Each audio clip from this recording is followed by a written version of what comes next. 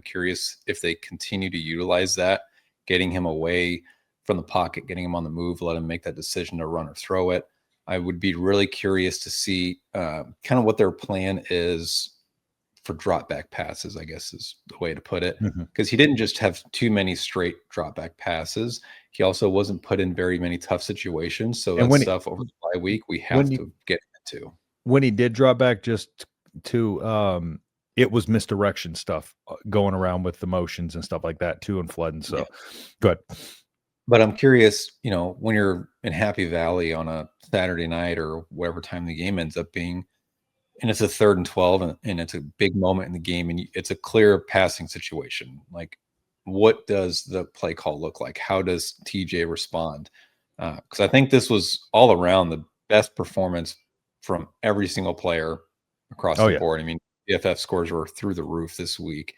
Part of that is just because your competition was really bad. But part of that, too, is you have to give credit. You know, they got him ready. What? It's like when we talked about Tay Ellis, how does your team respond in adversity? That was a big thing for him. Yeah. This was a very adverse situation. You're on the road.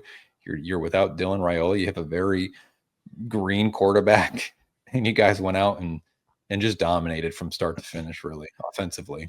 Well, think about it this way, too.